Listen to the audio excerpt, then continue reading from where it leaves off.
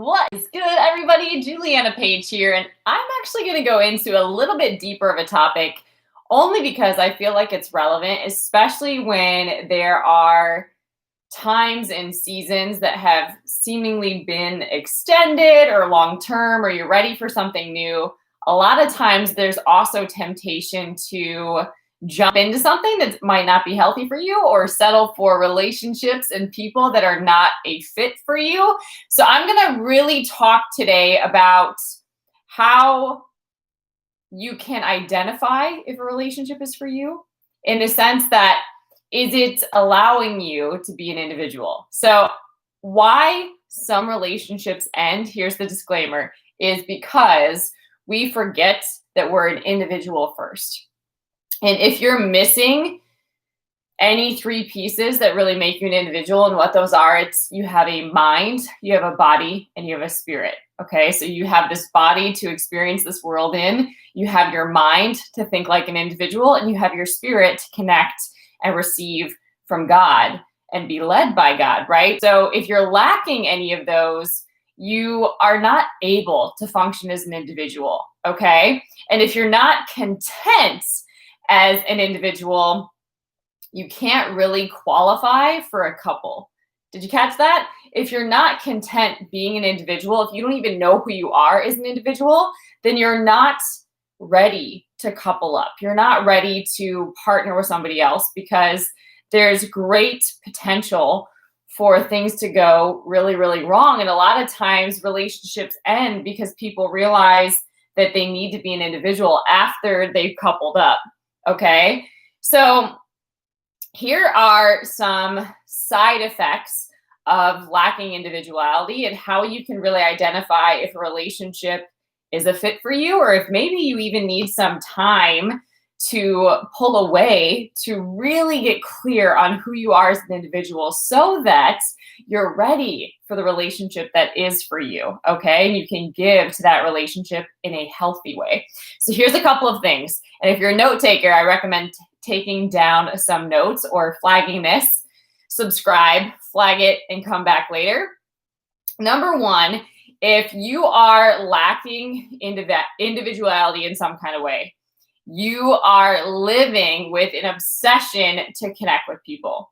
Okay, so there's this sense of frustration or insecurity even, and fear sometimes of disconnecting and being by yourself. That sounds like the worst thing ever. There's just this obsession with needing to be connected to people at all times. That is a side effect of lacking individuality. You form an identity being connected to people.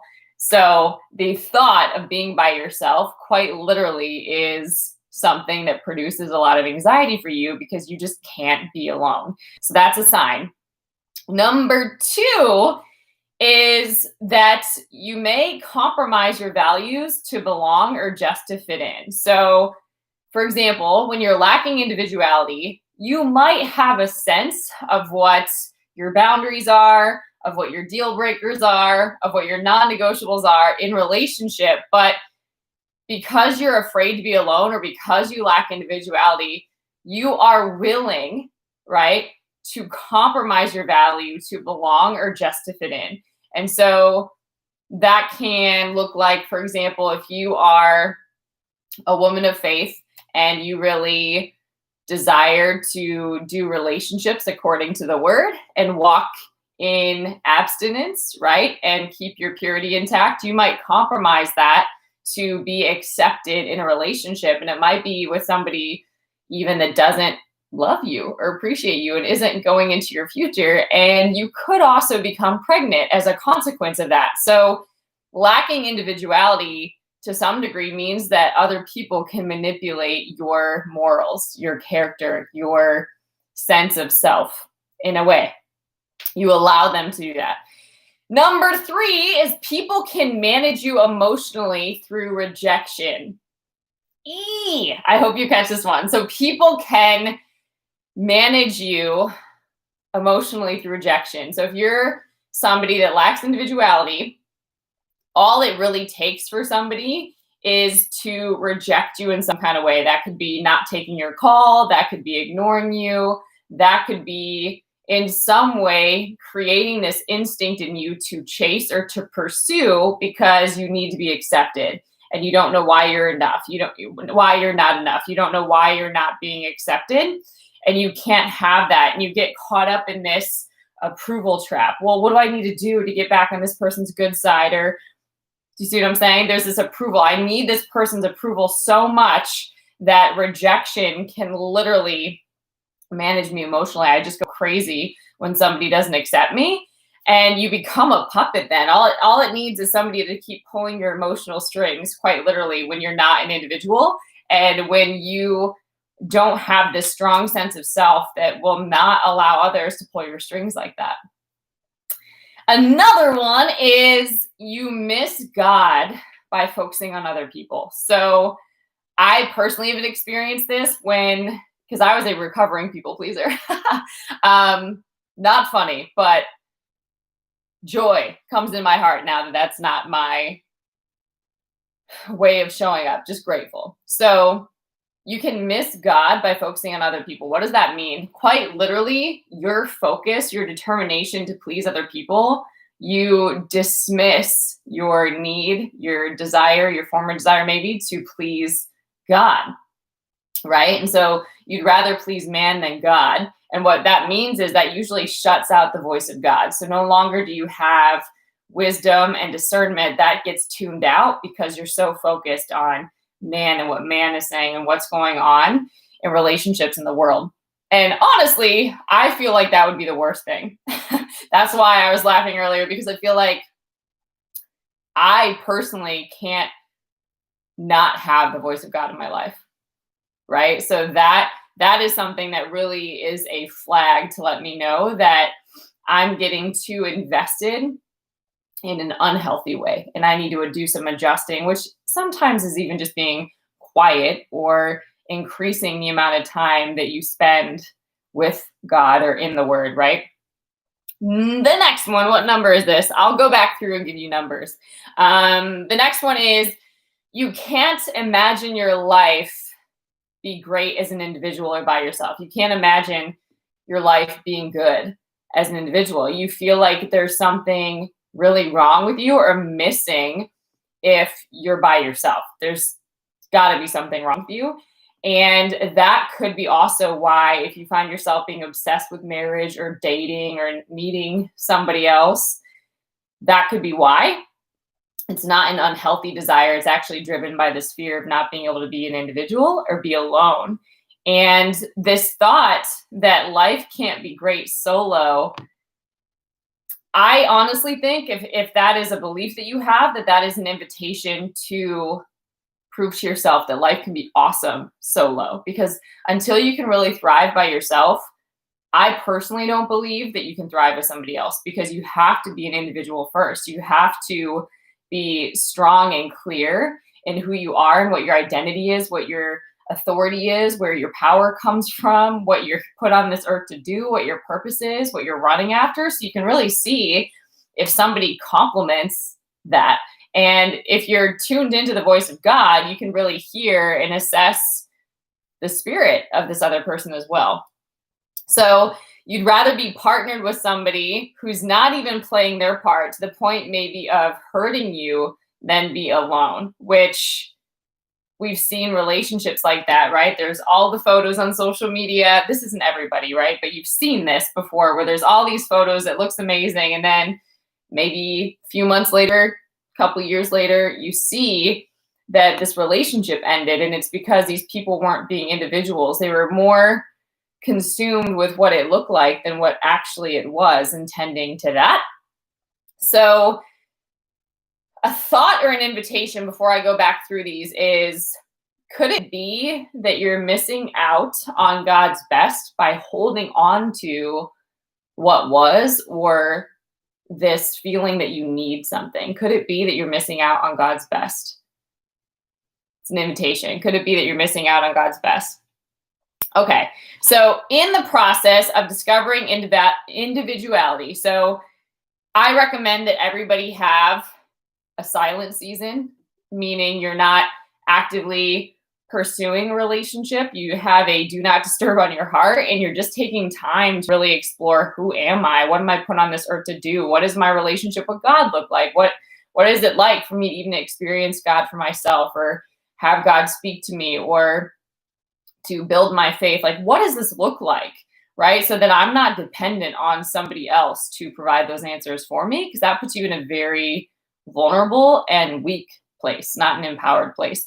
So be aware that in the process of discovering your individuality, there's a couple of things to understand. So one of them is that as you're discovering your individuality, there will be a point where you need to endure the pain of separating from something that's unhealthy for you. That could be an addiction, that could be a soul tie, that could be family, but there's going to be this pain of separation, and it's going to be really painful because it was part of your identity. It was something that you thought that you needed. But it's kind of like when you have a serious surgery and the outcome is for your good, right? Going through, literally being cut open and being sewn back together, that's painful.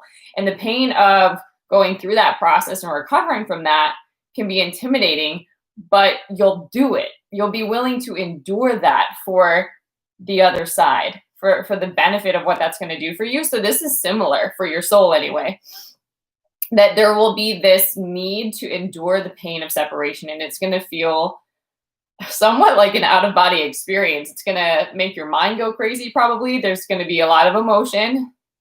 We call it heartbreak, right? Your heart just is literally broken and you don't know who you are, but that's the best place to be. I know personally for me, I felt like there was different seasons of trauma in my life personally, where until I could really learn to just be still and be silent. And I believe that if you've gone through a lot of trauma, you need more time to be still and to be silent and to heal and really hear the voice of God for yourself and journal and just get clear on what is going on in your soul. At any rate, that process of recovery in a lot of ways from different life traumas, it felt like pieces of my heart were scattered in different places or different seasons or in different relationships, right? So it took a really huge heartbreak. God literally broke my heart open so that he could create in me a clean heart, a new heart, right? And that was probably the most painful thing. I mean, everything was painful, but that was probably the most painful because I didn't understand it. I couldn't wrap my head around it. I didn't know what God was doing, and I didn't have a relationship with God, not a strong one anyway. I was just coming to know the Lord at this point. So that was really scary. However, I was willing to endure that because I knew there was a promise attached to it. And I knew that I couldn't continue toxic patterns or continue attracting things that weren't right for me. That ultimately was more painful than enduring the unknown and separating from that stuff. So understand that that is going to be a part of discovering your individuality. It's going to feel painful at first because you have to separate from who you thought you were or what you thought your identity was, right? To realize who you are. Secondly, to really get through this well, you're going to need to pour God's word into your heart. Literally flush yourself. It's like a full-on cleanse. You're just washing yourself in the word. You're going to need to do that because it's the way of healing. It's not healing like we think about it, but God's word literally transforms you from the inside out. So you really need to be committed to doing that and having a daily practice of developing a relationship with God.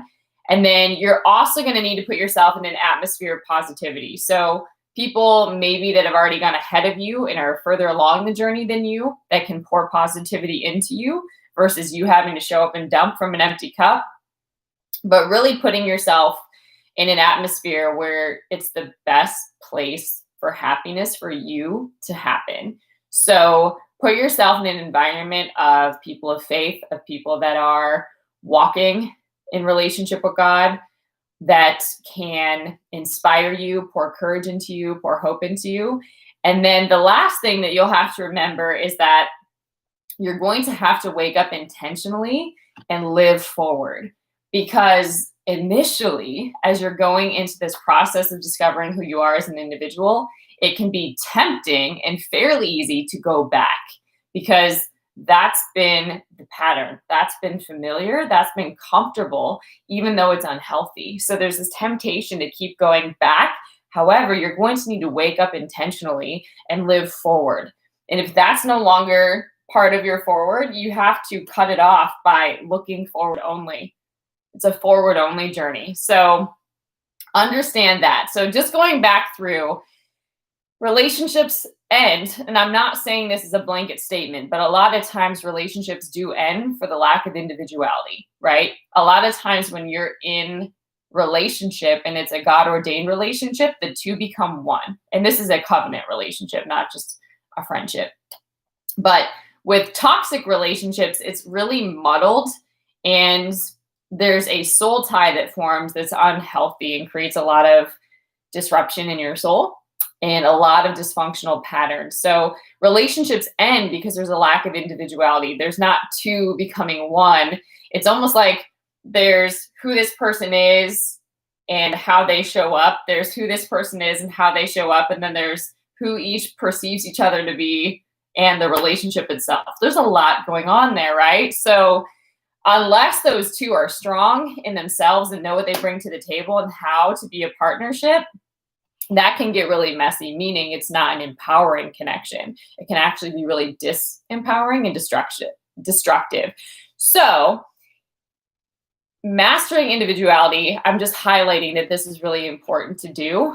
And that's really there's a synchronicity in your body, in your mind, and in your spirit with purpose on purpose. So in your body, you know that your body is given to you as a gift, right? It's a vessel that God has given you to walk out purpose on the earth. And your mind constantly needs to be renewed and aligned with purpose. And your spirit needs to be connected to God to allow your mind, will, and emotions to submit to that spirit and take good orderly direction, right? Because many are a man's thoughts, right? But it's God that guides our steps, and our thoughts are not God's thoughts, and our ways are not God's ways. So we constantly need to be synchronized in purpose on purpose. And if we're not developing that individuality and finding that synchronicity in that rhythm, then these are the side effects. Number one, we live with an obsession of needing to be connected to people. The thought of being disconnected or spending any time alone quite literally is unbearable. Number two, we compromise our values to belong or just to fit in. So we give into peer pressure. We go out when we really need some self-care and stay in. We compromise our morals and our standards. We lessen ourselves. We diminish ourselves. Not a good thing.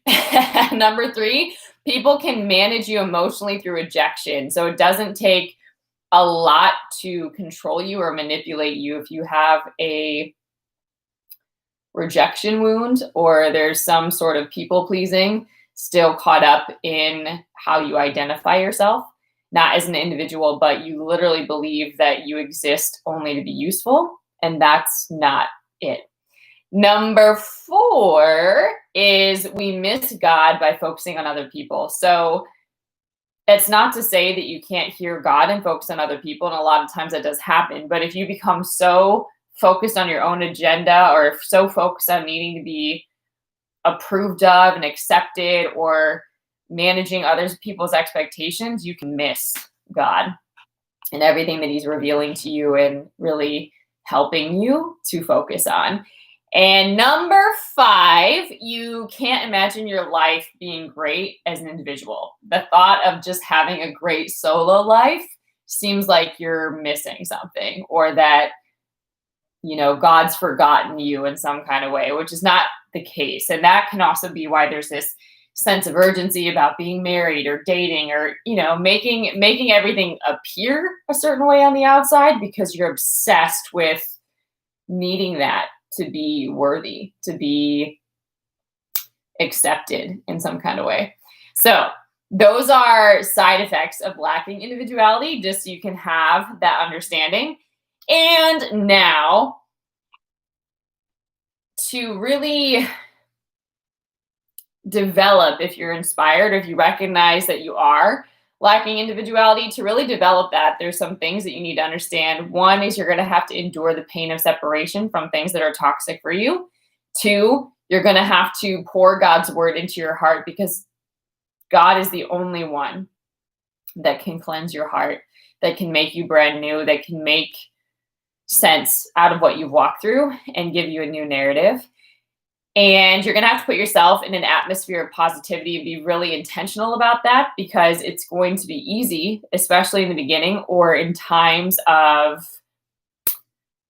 weakness and temptation, to look back and to even go back. So it's going to be really important to have accountability in your life, to have covering in your life, to have people that are positive influences in your life, and actively be investing in developing those relationships. And then number 4, you're going to have to wake up intentionally and live forward. You can't really couple up, like I said, if you're not an individual, and you can't really do it either if you don't know who God is, what it's like to have God expressing himself through you, and what you've been put on this earth to do, because it's not random, right? So hopefully I know this one's a little deep, but I think if you can really grasp that being an individual is one of the best gifts that you can give yourself. It's embracing all of your uniqueness, all of the things that make you special, all of the life experiences that you've had, all of the learning and the lessons that you've attained or earned, even all of the different places that you've been exposed to, the circumstances that you've walked through, all of that make you an individual, but they're not who you are. They've had an impact on molding and shaping you if you've allowed them to, but there's more to it than that, right? God made you a unique body, mind, and spirit.